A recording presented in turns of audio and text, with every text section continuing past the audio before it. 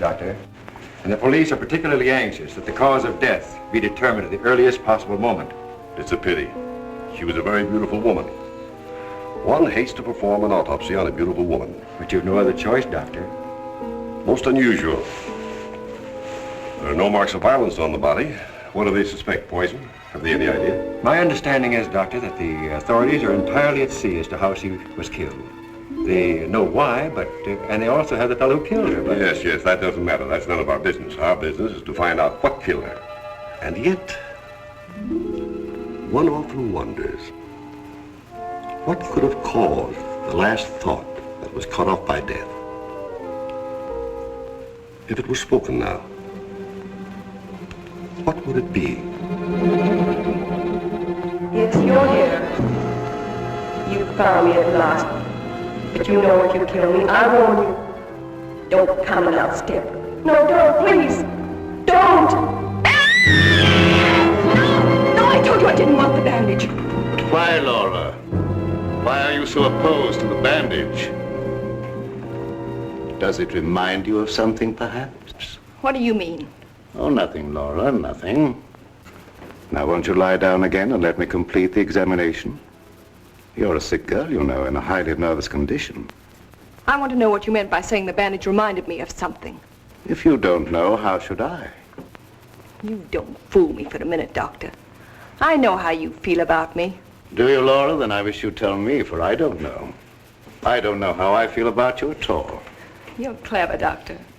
But I'm wise to you and that fool of a son of yours. How long have you been married to Ward now?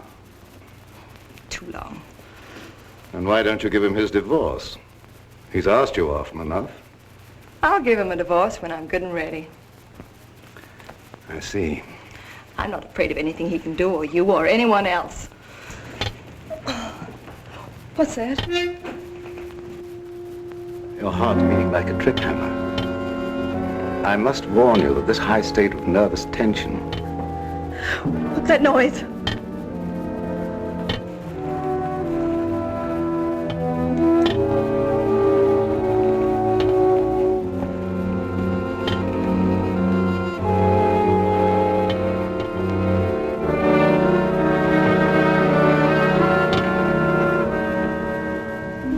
It's only a branch tapping against the window. Now, my dear Laura, if you want me to help you, you must tell me what it is you fear. I told you I'm not afraid of anything. I know what's going on here. Someone's trying to scare me out, but it won't work, see? Here I am, and here I'll stay until I rot. I'm afraid there's more truth in that than you suspect. Laura, I must ask you not to cause Father any more trouble. I don't want you threatening him, you hear? You too. You're so cute. I'm sure you want to be alone. You're not going to make him pay for my mistake. What are you going to do about it? I'd like to... You'd like to choke me, wouldn't you, Ward? You haven't got the nerve. Here. This is the only thing you ever gave me. You can have it back. She's right. I gave her this when we were married. It's the only gift that ever passed between us. Ward, what do you propose to do about Laura? What can I do? She won't leave me. She won't give me a divorce. Well, things can't go on this way, you know. Dad, what is the matter with her? What do you think is wrong? I don't know. She wasn't this way until she began getting those letters from abroad, you remember? Yes, it had something to do with those letters. But you would have thought that when they stopped coming, that... What is it, Elizabeth? There's a patient, Doctor, a Mrs. Williams. Williams? That's the name she gave, and she's decked out like she's going to a horse show. I can't see anyone today. Ask her to make another appointment. Dad, please don't let what has happened interfere with your practice. Oh, very well. Send her in a few minutes. Sure, Doctor. Oh, yeah, that Bill Raymond's waiting. Do you want to see him? Who's he? That private cop who's always hanging around just hoping somebody gets murdered. Oh, yes. He's probably come for his check. Take care of it, will you, Ward? Yes. Elizabeth, Yes. this for you. Gee. Thanks, Mr. Waring. But this belongs to Mrs. Van E, doesn't it? Not anymore. It's all yours. She won't get sore, will she? I don't want to have any trouble with her. You know how she is. I know. We all know a little bit. And I want to thank you for your patience. Run along now, Elizabeth. Yes, Doctor.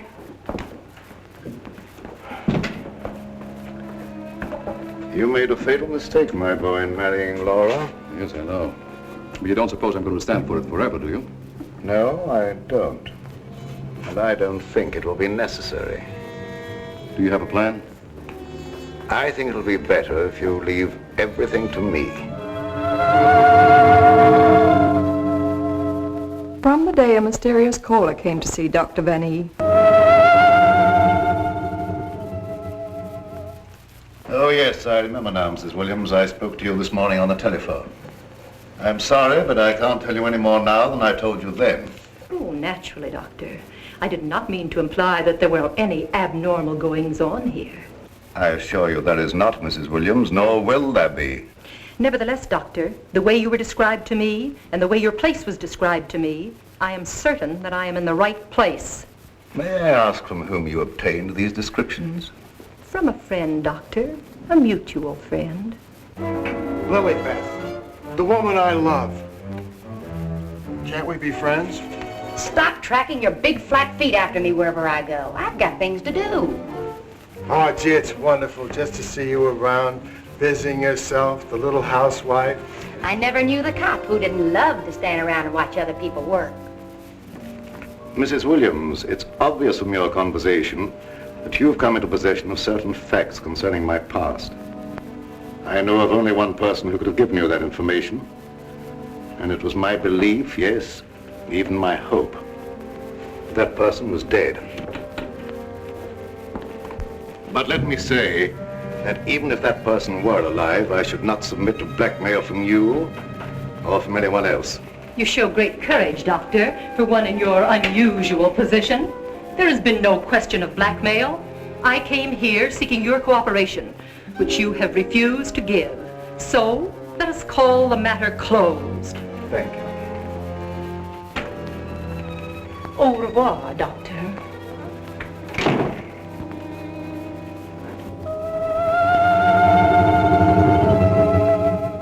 Then came this sinister pair.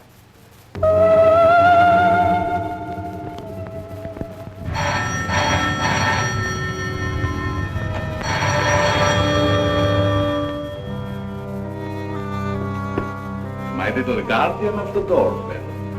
If you had waited another second, Inigo and I should have kicked the door in. Yes, sir.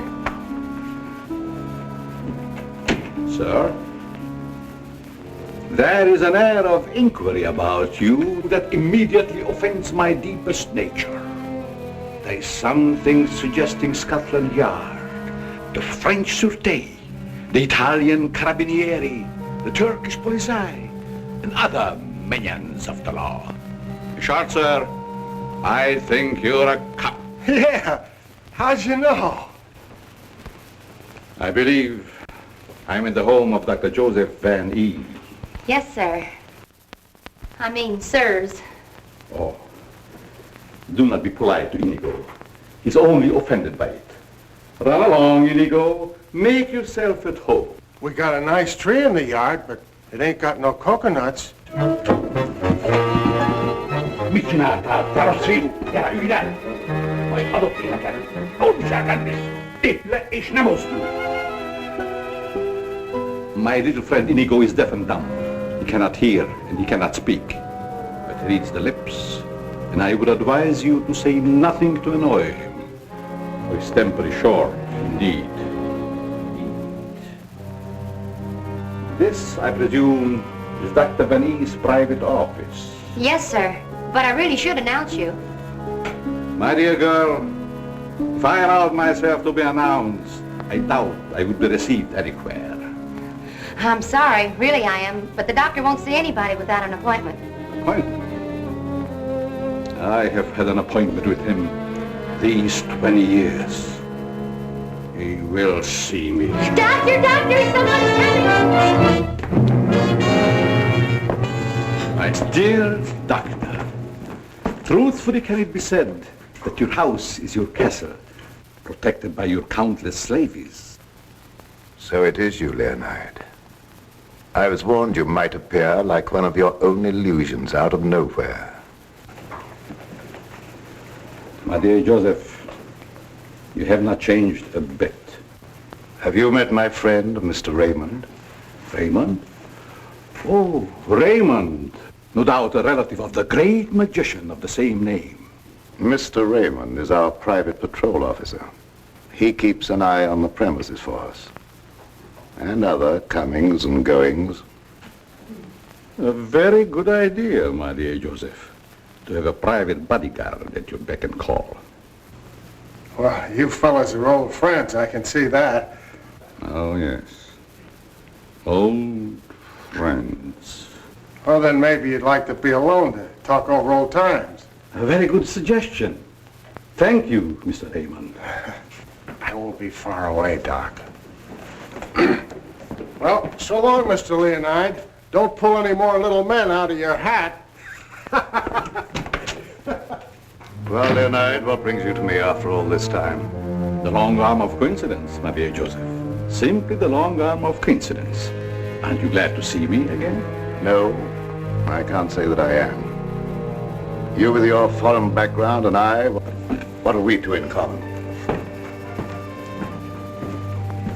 Always truthful, Cousin Joseph. As when we were young men. You might have said no and saved your career. But you prefer to tell the truth and ruin yourself. What do you want here, Leonide?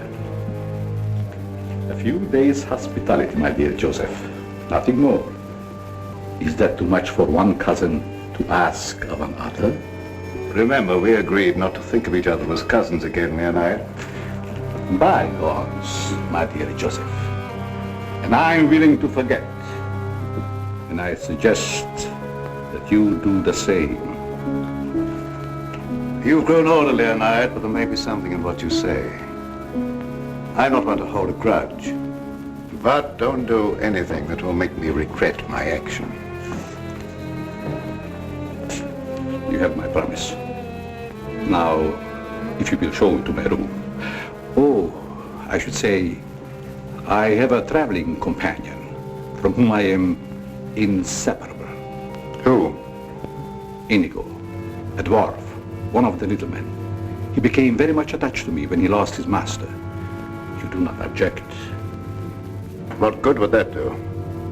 How true. Very well.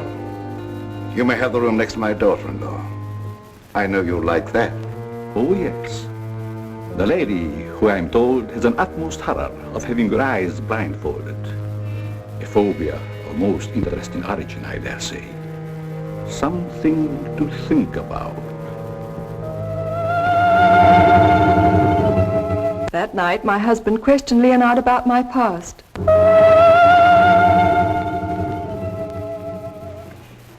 Cousin Leo. Oh, my dear Ward. How flattering that you remember me. Well, how could I ever forget you? What are you doing here? A chance visitor, my boy. I wanted to see the old homestead again. You've seen Father? Yes, and he received me with open arms, in a manner of speaking. Well, I don't mind telling you, you came at a very bad time. We're having some trouble. My boy, Trouble and I are like this. I presume you refer to the charming lady in the room next to mine, your wife, I believe. Yes, Laura. I haven't met her, but I'm looking forward to the pleasure. I'd like to talk to you for a moment. All right. Perhaps you can help us. By doing what, my boy? You've been everywhere. You were caught in Europe during the war. I'd like to show you something. You may be just the person I'm looking for. If I can be of any service. Did you ever hear of a dance team called Rennie and Laurette? I don't think so, my boy. And then again... There must have been such a team. Look. Rennie and Laurette. The dance of the green mask in the green room in Paris. The green room. Yes? Oh, the face of the man does seem slightly familiar. May I ask, where you got this photograph? The maid, Lilibet, found it in Laura's room and turned it over to me. Oh, well, my boy, I'm afraid I can't help you. I played the green room on several occasions, but never with these people. In fact, I don't seem to remember them at all. And I appeared in many clubs during the occupation. I'm sure the girl behind the green mask in this picture is Laura. How can you be sure? Who can ever be sure what's behind a mask? If the people in this photograph could suddenly come to life. I'd like to know who the man is. It can be anyone, my friend. Anyone. In this makeup, it might be even I. I wish you wouldn't joke about it. This is very serious. Of course. But let us say you found out who the man in the photograph is. What then? I have an idea that if the man in this picture were to show up, I'd find out I wasn't married to Laura at all. Think over what I've asked you. It'll be to your advantage. Certainly, my boy. I will give it every consideration, and perhaps something will occur. Who knows? Don't you want to leave the photograph with me for my further study? It might be the very incentive that my memory needs. No, thanks. I'll keep it. As you wish.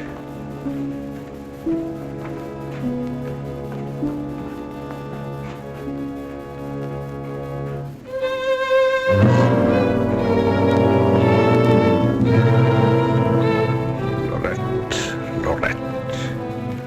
I'll make a bet the man in green will get you yet.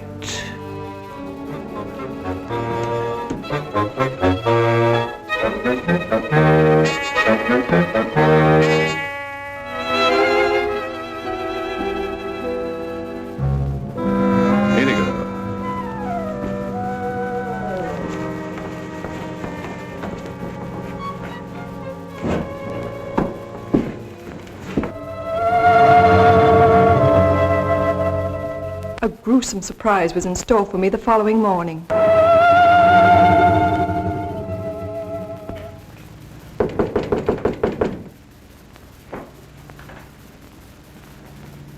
Who is it? It's me, ma'am. What do you want? The afternoon mail. You wanted to know when it arrived. Was there anything for me? Yes, ma'am. Put it under the door. I can't. It's a package.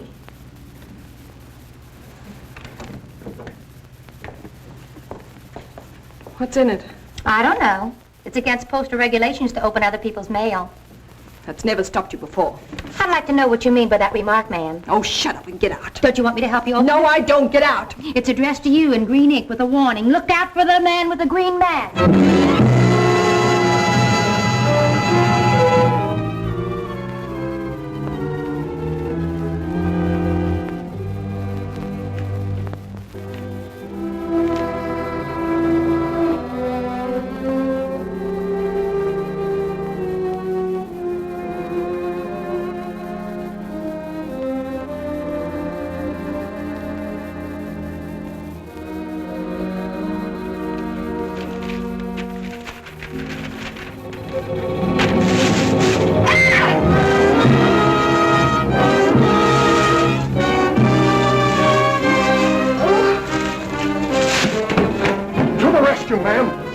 Which way did he go? Get out! Get out! I just heard you yell. I was hoping it was a murder at least. Get out! I tell you, you have no business here. Well, but you don't understand. I'm supposed to be here. That's what I'm being paid for. Paid? Yeah. You see, I'm Bill Raymond, private cop in this neck of the woods. I was hoping we'd have a little murder or something happen around here so as I could solve it and get my old job back at Central Homicide. Nothing personal, of course. Who told you to say these things to me? Well, nobody said nothing to me. I was just waiting around outside to see Dr. Van E, and I heard you yell. So you're a friend of that crazy doctor and his son. Crazy? I wouldn't exactly say that, ma'am. The doc's a pretty good egg. You wouldn't want anyone to say you was crazy, even if you... You can go back and tell them I'm not afraid of being murdered by you or them or anyone else. No, I don't guess you are, ma'am. Still and all, if you was to get murdered and I was to find out who done it, it'd be kind of a break for me. That don't beast the kosher. Well, I wouldn't say that to you, lady, even if I knew what it meant. Now will you get out? All right. I can take a hand. Nice little bedroom companion you've got there. Get out. I'll go, but don't think I'll come running next time you yell. I'll know it's a fake.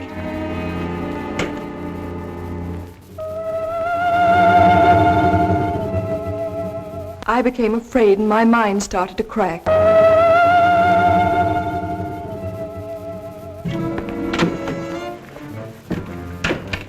Lilybeth, my melancholy baby, where are you? Where'd you get that box? I don't know what you're talking about. You lying little snoop going through my things. What'd you do with the picture? Where is it? I didn't see it. That's the last time you put your hands on me. I'll give you one more chance and then I told you I don't know where the picture is and I don't know what you're talking about. It's been you all the time going through my things, opening my mail, rapping on my door at night. Now you're blaming me. I've never touched anything of yours. You've got my robe on now. Where'd you get that? I was just trying it on. Mr. Ward gave it to me. He said you didn't want it anymore. I'll tell you when there's something I don't want. Oh, shut up. It's only a dummy.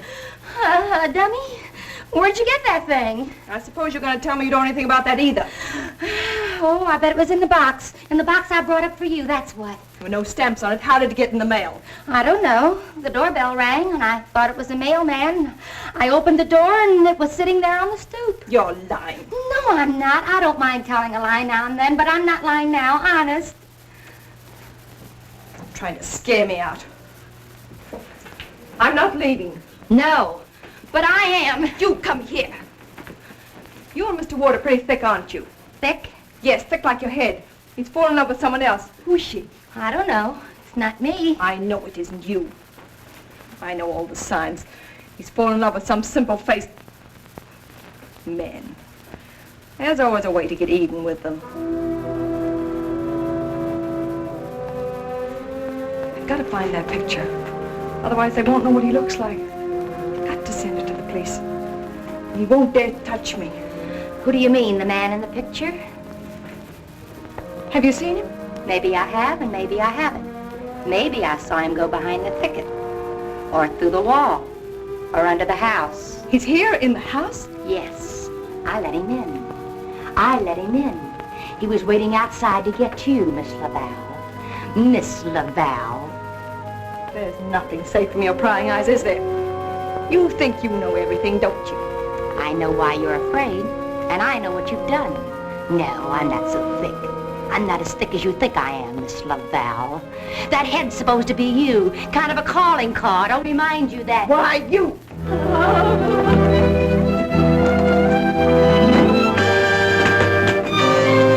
Excuse me, lady.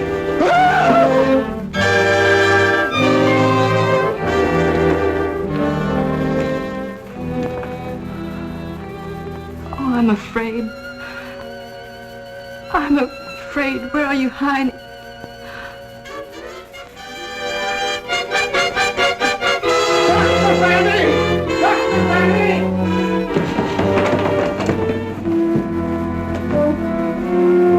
Dr. Rennie! Dr. Rennie! Doc. Fun is fun. But after all, there ain't nothing in my contract that says I gotta... Well, now I ask you, is that anything to be playing football with? Where did you get that, Raymond? Miss Fanny chucked it at me like I was a pass receiver for a football team. And I'm all out of practice. Let me see it. This comes from a group of anatomical specimens that was locked in a room in the cellar. How did you happen to get it? That's what I'm trying to tell you. There I was, outside her door, strictly minding my own business, understand? Listening at the keyhole. I don't think that belongs in the realm of your duties, Raymond. But, Doc, there were screams inside. You gotta admit it's within the longitude of my profession to make with an investigatory reaction thereto. What am I saying? I don't understand how this head got from its locked room in the cellar. Well, the way I heard it, it was sent to Mrs. Vanny. That was rather a gruesome practical joke. Why, your anatomical locker hasn't been opened for ages. I think you once told me you'd lost the only key to it. I know. There is no key to my knowledge. Why, that thing didn't walk out of the room by itself. Hardly. Doc, I'm worried. What about, Raymond? Well, now, take this head business. The whole thing don't seem hardly serious to me. I think that if it's all the same to you, I better be checking along to other duties. You're not afraid, are you, Raymond? Who, me? Scared?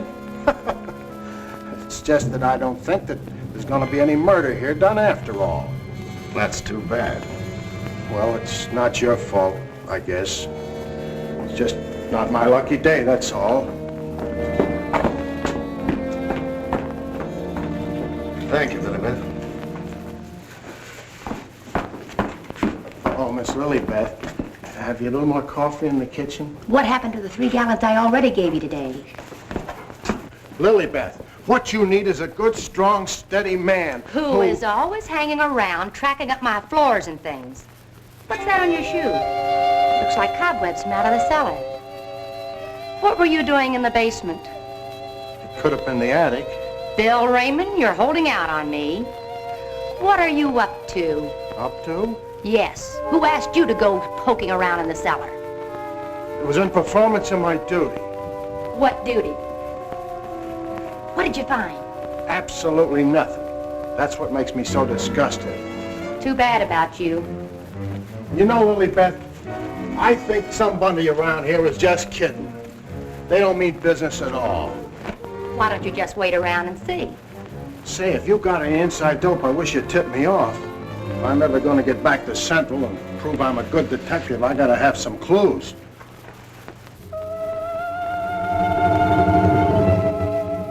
Yes, I was scared. Scared of my life.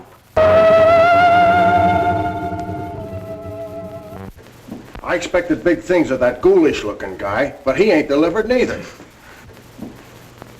I should say, in a way, you were entitled to expect big things from him. Leo was once confined in this house when it was an institution for the insane. Nerves, you know. Do tell. Well, then, he must know his way around the place, huh? I understand while he was here, he engineered an immense number of secret passages through which the guards could keep an eye on the inmates at night. Finally, he took one of these passages into the outside world, and we heard later he'd been seen in Europe. Ah, Europe. That's where history's being made today. Gee, I'd love to travel and... Well, perhaps you'll have an opportunity someday. Not if something don't happen around here pretty soon to make me famous. That Lilibet. I've been trying to get a cup of coffee off of her all day. She don't care what happens to my metabolism. Metabolism. That's a good word. I wonder what it means.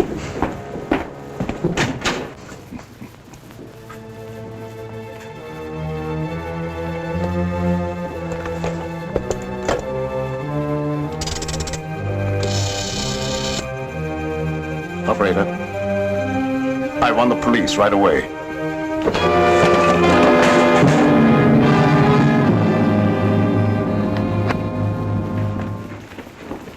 Stop crowding me. But, hon, don't you want me around to protect you? That indigo guy might... Yes, but who's going to protect me from you? Lilibet. My wild Irish rose.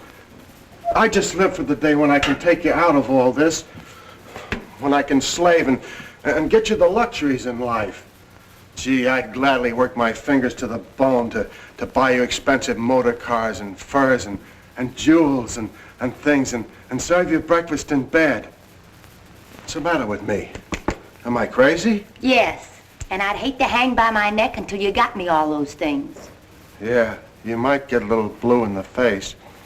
Still and all I gotta do is to find myself one slightly murdered body, and I'm in. Stop looking at me. Oh, Lilibet, sometimes I think I'm not getting anywheres with you. What do you think? I think you've got a good idea there. All right, all right. You'll be sorry someday when you see my picture in the paper. Wait and see. Hey, Lilibet, why don't you answer the doorbell? Maybe that indigo guy wants in.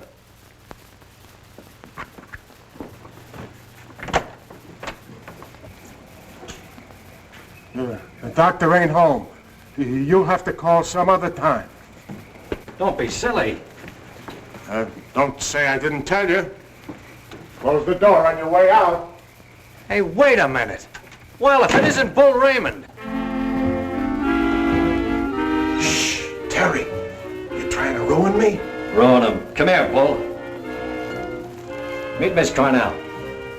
How do you do, I'm sure. Likewise. How do you happen to be out with him? Cute, darling, don't you think? Flat at both ends, head and feet. You've heard me speak of him. Bull Raymond. Bill Raymond, if you please. Mr. Terry Lee, who's so-called reporter. How do you happen to be out with a dish like this? Jane Cornell. Good for dull days in a man's life. Mr. Raymond. Oh, yeah, I remember.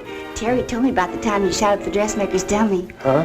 Yeah, he said you closed in on what you thought was the murderer, but it turned out to be the dressmaker's dummy and you shot it full of holes while the real murderer got away. My pal. So this is where you've been hiding after they kicked you out for that fiasco, huh? Bull Bill, I mean? What are you doing here? Can't a man rehabilitate himself in peace? Here I come, looking for an honest crime around here so I can solve it and get myself back to Central. And you come along and... Where's the body, Bull? Bill? There ain't no body. That's the trouble. No, let's keep it friendly. Friendly? What do you mean? Let's have it. Who killed who and why? Are you kidding? Did somebody get knocked off around here? Look, I don't like to be kidded either. Where is it hidden, Sherlock? Oh, Terry, you've been on the police beat so long that... Now listen, Bill, you know me well enough to know I wouldn't come out here just for the ride. Not when I could be, It just so happens there was a call to the police. Came from out here. And I happened to be there when it came through. Miss Cornell happens to be the operator. So she tipped me off. Told me the line had gone dead. So I smelled the story, and here I am for an exclusive. You see what I mean? What's in there? Well, that's the doctor's consulting room, but there ain't nobody in there. I've been standing here for quite a spell. Open it up. Let's take a look. That's funny. The lights in here ain't almost never out. In you go. Never do that. I could get killed that way. Is that bad? Oh, so nothing's happened around here, huh? It's busted.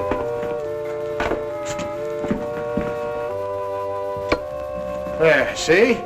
Like I said, there ain't nobody here.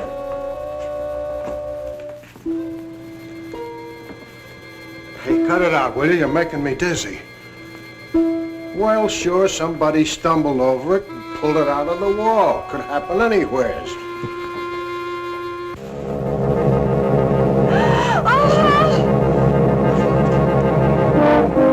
Wants to shake hands with you, Bill.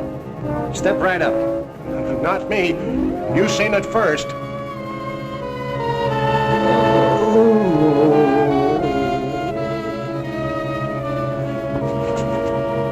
Doc!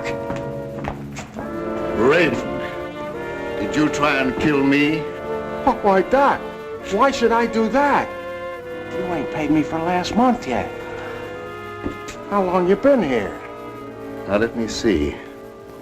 I was going to make a telephone call when... Somebody conked you, huh, Doctor? Then rip the telephone wire out? Yes, I imagine that is about what happened. Who are these people? Well, they're all right, Doc. This is Terry Lee and Miss Cornell from the Times. We don't want any reporters here. Nothing's happened. Look, Doctor, nobody ever wants reporters, but then something happens and there they are. But nothing has happened. I fell and hurt my head. Oh, I see. Then you got up again, put yourself on the table, and got all nice and pretty in that shroud there. You won't get any story here. And now, if you'll excuse me, I have some work to do. Doctor, do you mind if we stick around for a while, seeing that nothing's happened? Well, why not? Very well, you may stay for a while, but I warn you, if you make yourselves objectionable in any way, I'll have Raymond throw you out. Well, come on. You heard what the doctor said. He's busy. Get out of the office.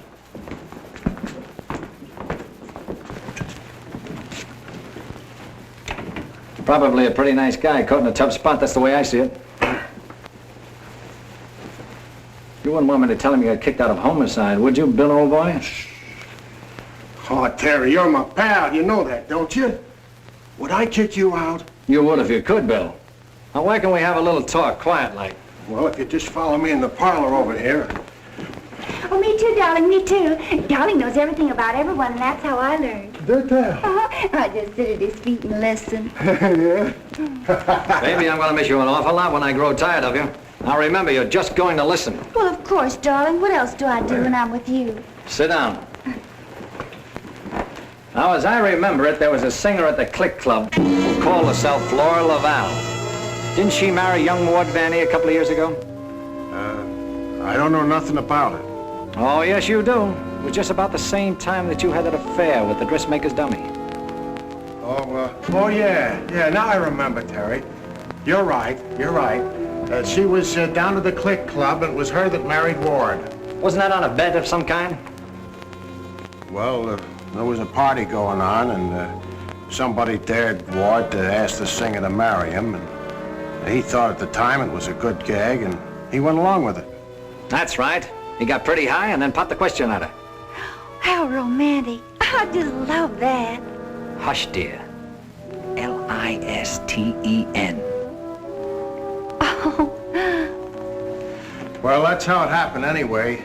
Ward woke up the next morning and found himself married solid. He'd asked her, and she'd snapped him up. Oh, and they lived snappily ever after. I don't care. I think it was sweet. Darling, couldn't I get you high sometime and... Sweetheart, have you ever heard the old saying about little girls? What's that? Little girls should be seen and not heard. Now go on, powder your nose. All right. I think I'll be shoving along, too. Now, wait a minute. We're just getting started. We were talking about a singer who called herself Laura Laval. Pushed away into this house for good reasons of her own. Gentlemen, I beg your pardon. I must tell you frankly, I have been eavesdropping. Professor Leonard, this is a reunion. My boy, you must forgive me. You seem to remember me, but I do not recollect you. When was it? What was it? Oh, Professor, it was a long time ago, and I was a kid up in the balcony in Albany. Yes? When you brought down the house with great feats of legerdemain. Oh. You remember, Professor? That was the night that the box office receipts disappeared, just like magic.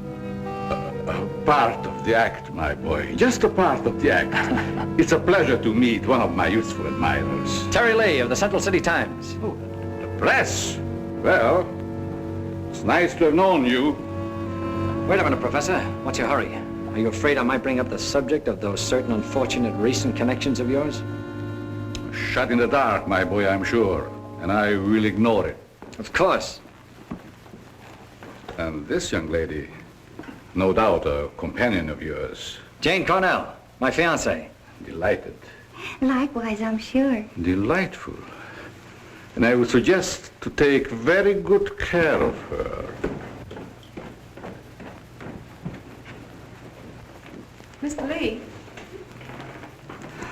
Oh, I haven't had a chance to talk to him yet, Mrs. Van E. Never mind, I'll tell him myself. Darling, I met her upstairs and I told her all about you and that you know everything about everyone. Thank you very much, dear. Welcome to your living room, Mrs. Van E. Thank you, but it isn't my living room. I understand you're not unaware of my position in this house. Well, maybe you can tell us about it. I'm being kept a prisoner here against my will. I'm alone and friendless. I'm sorry. Why haven't you called the police? They've done nothing but to call for the police. They have kept me penniless so that I can't leave. I understand. They're trying to destroy my mind, Mr. Lee. By innuendo and indirection, they're trying to make me believe I've done something dreadful in the past. That I'm to be the victim of some horrible vengeance. You know best about that. I'm innocent, Mr. Lee. I've done nothing. Now this doctor's brought some stranger here with these tricks and illusions to further make me believe... You mean the professor and his little, Yes. You must help me, Mr. Lee. Laura, it's so good to see you downstairs again after all these days being locked in your room. You know perfectly well why I've remained locked in my room. Ward, this is Mr. Lee of the Times, the gentleman I told you about upstairs. Oh, yes. Look here, Mr. Lee. We don't want any more of that front page splash stuff, such as I got when I married Laura. Your wife's been telling us that she's being kept here under constant threat. She is out of her mind. See what I mean, Mr. Lee? They don't overlook a single chance to put it in my head that I'm crazy. Perhaps I can explain, Mr. Lee. We don't believe there's anything wrong with Laura now. But we are sure something will happen to her mind if she continues to live under this strain. It's just as I told you. They're behind it. Can't I make that clear to you? They spend all their time trying to terrify me. They write me letters in green ink. They send me dummy heads wrapped in green paper. Anything to frighten me so I can't sleep. I can't think. The only thought in my head is that I'm going to be killed. These are very serious charges, gentlemen. And I might say it'd make a perfect front page splash. Lee, if you dare print a word about those ravings of my wife... Don't do anything to make me think they aren't ravings, Mr. Van E.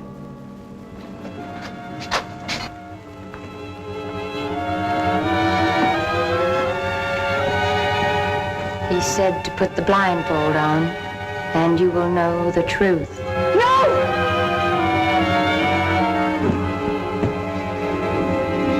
What's wrong with her, Doc? Quiet, Raymond. You don't mean that she's... Dead, Raymond.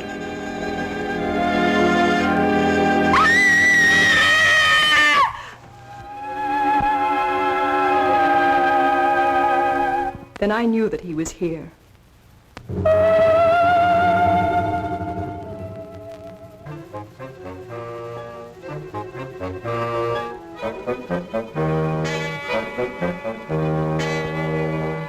She's coming out of it, but she's in an advanced state of shock.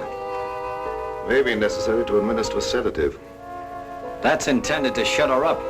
I'd like to hear her do some more talking, Doctor. If her mind is allowed to dwell upon what's happened, that may be the breaking point.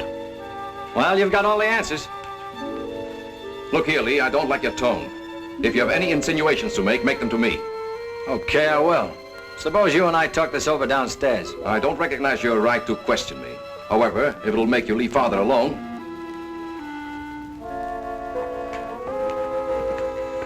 Bill, fix yourself a chair right outside the door and don't leave until I get back.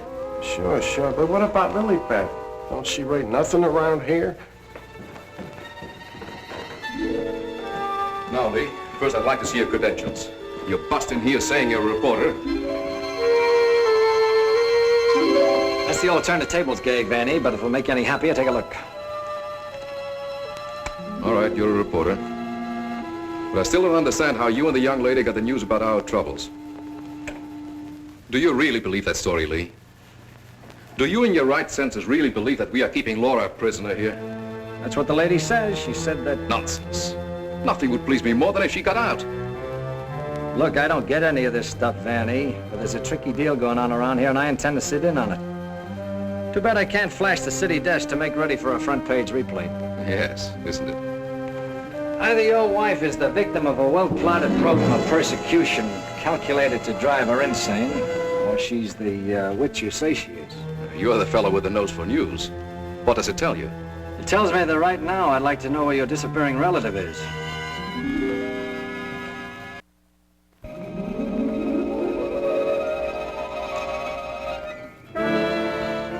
Get back, you fool. What's out there? I have a right to know.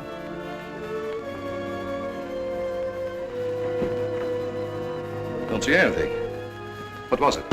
It isn't possible. It isn't possible, of course. What do you see out there, Lee? I've had enough of this. Come on. Are you nervous, Miss Cornell?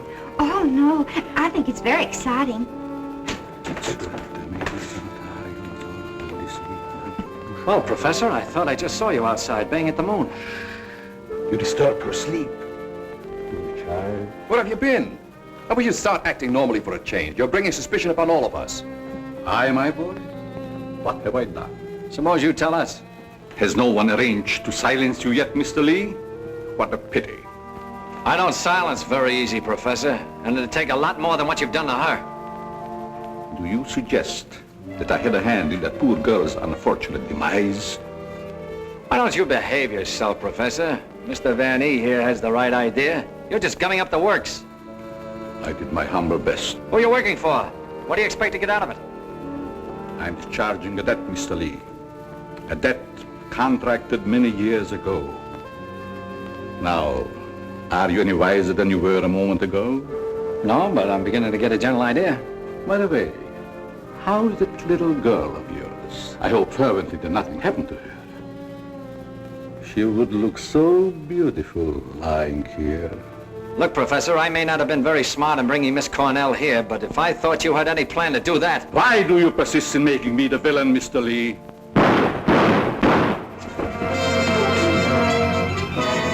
Now we will let you be the witness, Mr. Lee. I am here. The sounds came from upstairs, right? Always reliable. Now what do you rehearse? In there, Terry! In there! It's murder!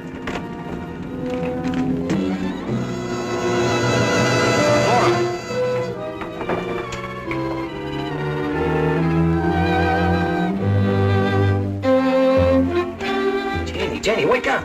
Wake up! Oh, Terry. Tell me, what happened? Oh, Terry, darling. Let me think. Everything went black and... Yes? Then it started to talk. What started to talk? I don't know. That thing. Now look, let's get back to the beginning. I left you here with Dr. Van E. Yeah, and then he gave Mrs. Van E a shot with a long needle. Never mind that. All right. Then he said, would I sit with Mrs. Van E? Okay. Where is she now? Who? Mrs. Van E. Where did she go? It's just what I asked you, Janie. Well, she was right here. Then Dr. Van E went out. Then what happened? Oh, then Bill Raymond came in. Oh, that's great. The two of you in the same room at the same time. How did you communicate with each other? Sign language? Oh, I don't care. All you do is make fun of me. I didn't ask to come to this, whatever it is. Oh, yes, you did, dear. Don't you remember? You said you wanted to see what the life of a reporter was like. Don't forget, Mr. Lee, one must not expect too much of certain types of mentality. Shut up, Bill Raymond. I remember you when you couldn't even make your X. Oh, I want to go home. We can't go home, darling. We've got to get a story. Why? You don't understand. Yes, I do. Why do we have to get the story? Who cares? She's got you there. All right. Now you tell me, what happened to you? Me? Oh, well, you said to stay outside the door, and I pulled up a chair. That's right. She was inside the door and you were outside.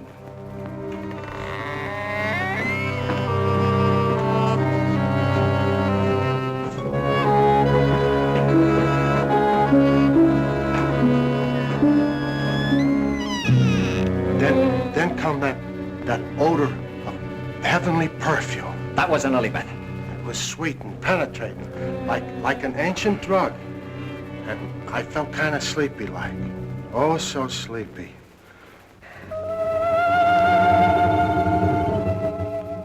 At last, he had me under his power.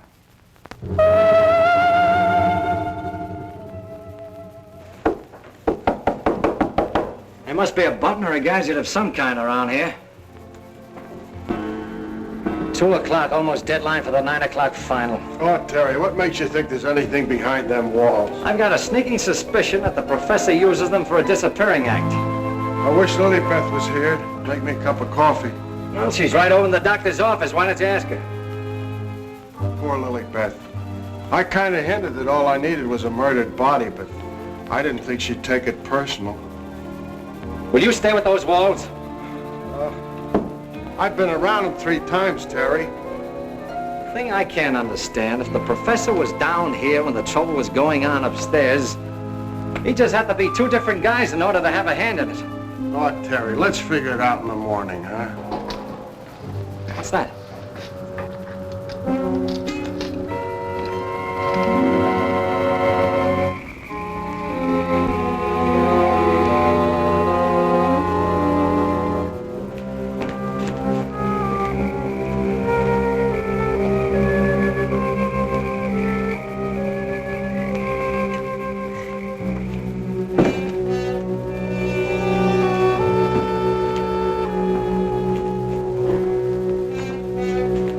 Wake up. Either something or somebody opened the front door. That's the shortest night's sleep I've had in a long time. All right. Now that you're good and rested, let's see if we can understand what happened upstairs. Well, do you think it had something to do with that picture, maybe, that Lilybeth found in Mrs. Van E's room? What picture? Oh, the one with the couple with the 2 masks, you know, like we found, like that mask. Who has the picture now? Well, young Van E, I guess. That's the point. Where has Mr. Van E been since his wife's disappearance? Well, him and his old man are sleeping, but I guess they got some sense. Oh, no. I've already checked that, and they haven't slept in their beds tonight. Wake up! I refuse to answer on the grounds that my attempt to incriminate or degrade me. My unconscious mind. Now, look, Bill, please stay awake for a while. Now, look, tell me, what happened when you smelled that sweet odor in the hall upstairs? No, it smelled lovely. Lovely, that's all I can remember. And Dr. Van E had already left Laura's room, is that right? Yeah, he'd gone out, and he said goodnight, and he had given her some sedative or something that he said would take care of her till morning, and then he went down the hall to his own room. And then you fell asleep? Yeah, no, I just kind of dozed off a little. Like this. Here's your coffee, sir. Terry, that's a dirty trick. Stay on the other side of that window. What for? Take a look. I'm looking. What do you see?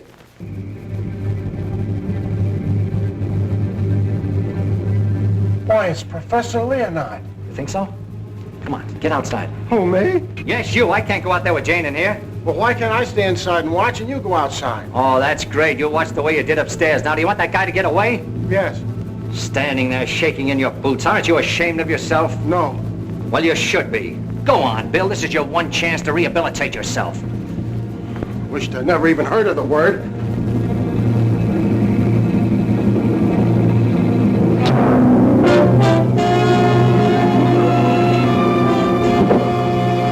Have your gun ready. What good is a gun against what's going on around here? Lilybeth! Gee, this ain't natural. Who are you talking to? The woman I loved. Poor little angel. Try and speak to me. She can't hear you.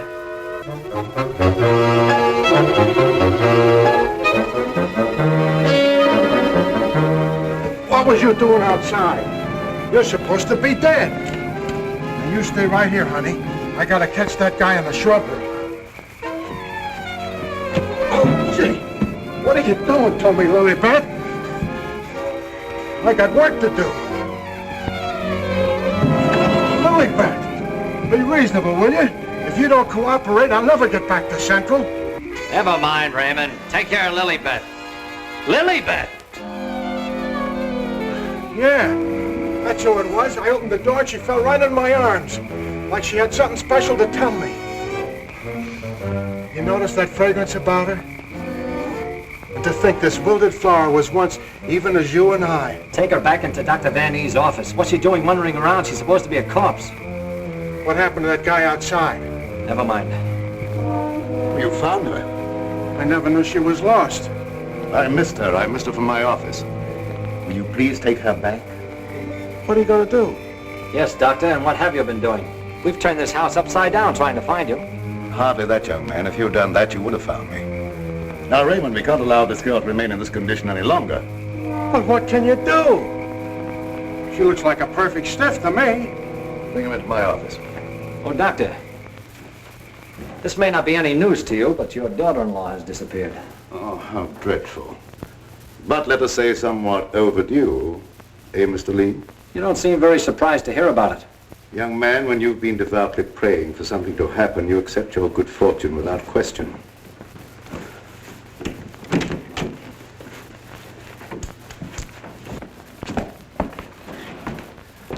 We thought that probably you might be able to throw some light on the subject. That's right, Raymond. Leave her there. There's absolutely nothing wrong with her. Huh? And you mean I've been pining away for nothing? She was put in a deep hypnotic sleep, that's all. But why? Why, Doc? Who done it? It was done so that she would obey certain orders that were transmitted to her. If that's true, then why did you declare her dead? I had my own good reasons. Would you give me one reason why you like to go around getting hit on the head? That must become a little monotonous. Mr. Lee, are you sure that you saw what you thought you saw? Well, I'm not blind. I might be getting a little dizzy in this madhouse.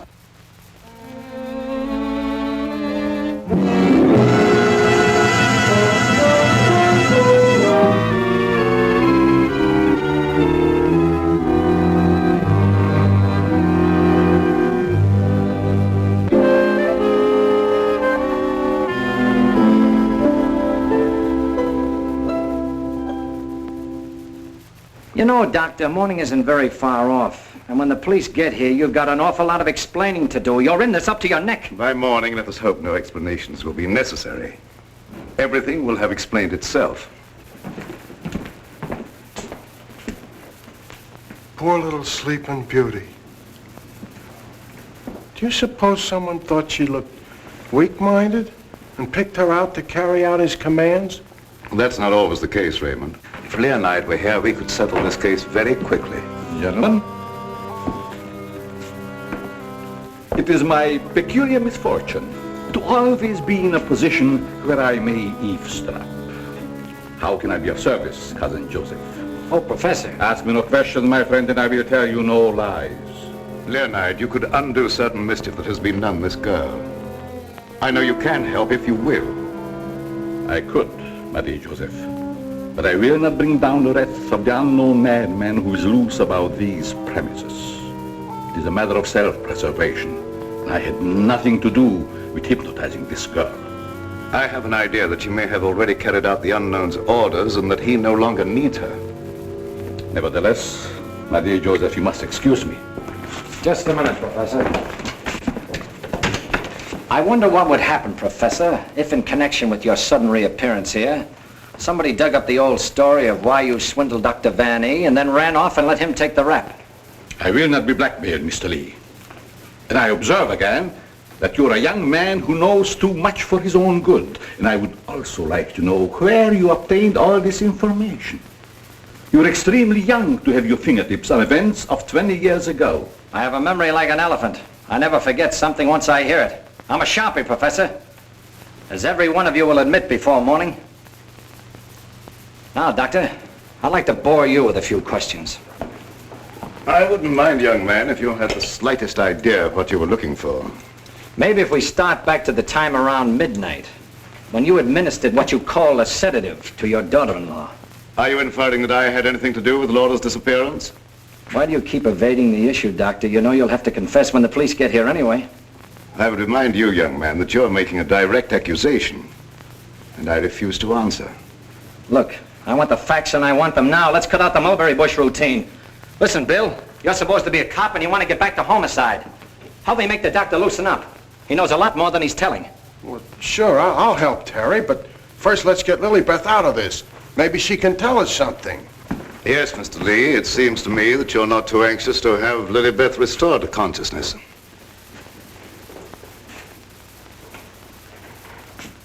What do you hear, Doc? Her heart's in a very depressed condition. Someone's been giving her orders by mental telepathy. Hey, could I learn to do that? Supposing Lilybeth was in the kitchen, could I telegraph her a wish for a cup of coffee, huh? Perhaps, Raymond, someday when we have a little time, I'll indicate the principles of hypnosis to you. My dear Joseph, the principle of hypnosis isn't as simple as you would make them believe.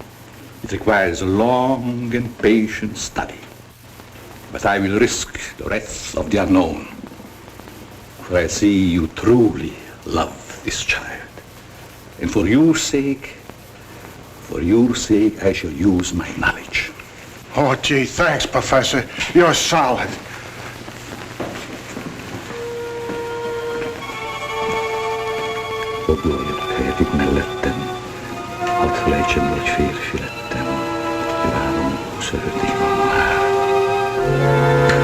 Wake up. Wake up. Lilybeth, darling. Keep your big hands to yourself. What are you slapping me for? Professor, put her back to sleep. It's better that way. What have you been doing to me? Me? What have I been doing? Yes, what have you been doing? You gotta learn me that hypnotism trick. It's my only chance. Tell me, Lilybeth, what happened? Well, I can't seem to remember it. It all seems like a dream. Did you see anyone? No. But I do remember a perfume, a sweet odor. Yes, go on. Terry, darling. Oh, Terry, darling. Yes, Jane. What is it? Is it Halloween? No, it isn't. Then why was that green face bobbing up at the window? What? Yeah, a green face just like the one I saw in Miss Van E's room. You saw a green face in Mrs. Van E's room? Well, yes, darling, that's what she was shooting at. I mentioned it to you, but you're so scatterbrained. Yes, dear, I'm scatterbrained. Does your mind feel rested now and everything after your nap? Mm-hmm. That's a good girl. Now, come on, tell me, what happened? Oh, don't yell at me. I can tell you just how it happened. We were alone in the room, and Laura was going to sleep. And then she said, "Oh, take away the bandage." And I said, "What bandage?" And then she said, "Oh, don't shoot me. I didn't mean to do it." And then, the room got awfully black. I think somebody must have turned off the lights. Just like that. Go ahead, you're doing fine. Well... Yeah, the lights had already gone out. Uh-huh. And the room got awfully dark. You've already said that. Think hard now. You saw a green mask. It came out of the wardrobe. Like a moth? Yes, darling, just like a moth. Oh, how clever of you. He was just like a great big moth, and he flew around and Please around, don't around. make yourself any dizzier than you are. Now tell me the rest of it. Well, I just don't see how you could remember that it was like a great big moth. And did you see it? Were you there hiding in the wardrobe, maybe? No, I wasn't in the wardrobe. Now look, Jane, please, be yourself. No, I mean, don't be yourself. Just relax.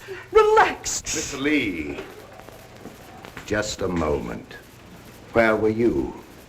Were you upstairs? No, I was down here talking with your son. And by the way, where is he? Here I am, Mr. Lee. What can I do for you? Will you stop it?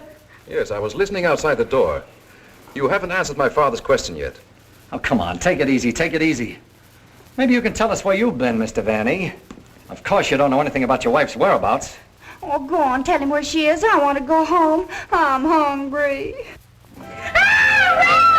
Quiet, everybody, quiet! Laura! Don't. No, don't. Don't.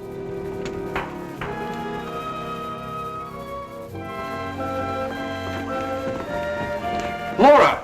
She's under a hypnotic spell.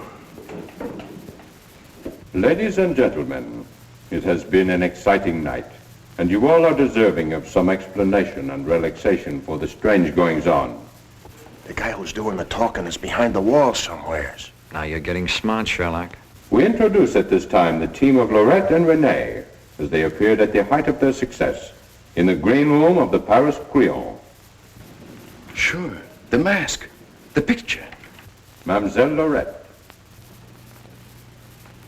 Now I know who he is. Mademoiselle Laurette will now put a bandage over her eyes, the better to see the inner truth. Very good, Rennie. Very good. Just like the old time. Would any member of the audience like to ask Mademoiselle a question? Come, Mr. Lee. You have been so full of questions up to now. I'm thinking, brother. We cannot keep Mademoiselle too long in this delicate mental balance. She has been under a great strain lately. Then I will ask the questions myself. Yes, Rennie, I'm at your command. Are you afraid now? No, I'm quite safe. Will you tell the truth? Yes. They came to me and said your partner, he of the magic feats and rare impersonations, is a spy. But we can't prove it. We will give you 1,000,000 francs if you, Laurette, bring us that proof. Now we shall know. You gave them the proof they wanted? Yes. They took him away to be killed? Yes. What was he to you, this man you betrayed? This man you sold to the enemy for money? He was my husband. When they told you he was to be executed, you sent this man a gift for his last moment before the firing squad. What was it? It was a green scarf for his eyes. Like the one you're wearing now? Yes. Why did you send it?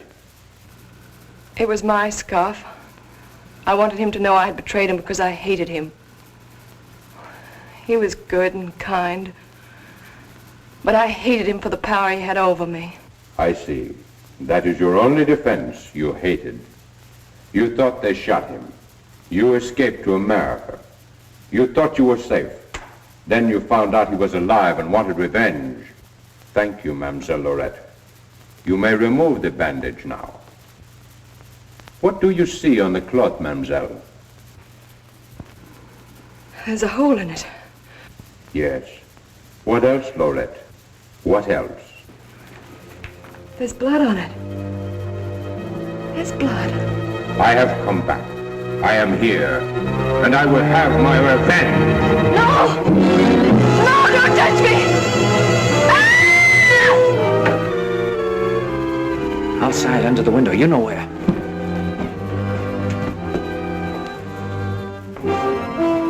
Yes, he had his revenge.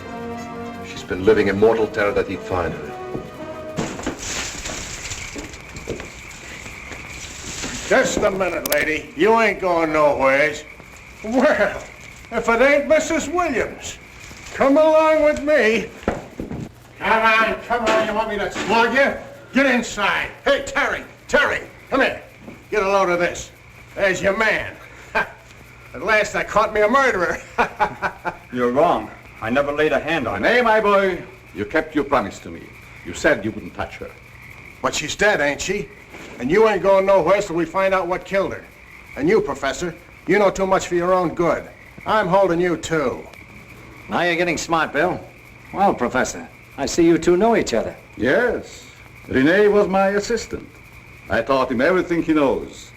He went out for himself and became a success. Later, we met in a concentration camp. And here we are. A small world, Mr. Lee. A small world, indeed. Terry, isn't this the place where you get the marriage licenses? No, dear, this is the morgue, the morgue. Oh, darling, you say the cutest things. The morgue? Oh! Oh, never mind, dear. You just stay right here. Nobody will get you. Oh, but Well, Doctor, got anything to add to my story of the year? Who's this Rennie? Rennie was a husband. She turned him over for a sum. Figured the Nazis would take care of him, but he had ideas of his own. Look, Doc, was it murder? Do I finally get a break? Was she murdered? We're sending the report to the police. What was it say? Ah, come on, Doctor. Don't hold out on us. I didn't understand it at first, but I do now. There were no marks of violence on the body, and we found no internal disturbances. What does this all add up to, Doctor? Yes, let's have it. She was literally scared to death.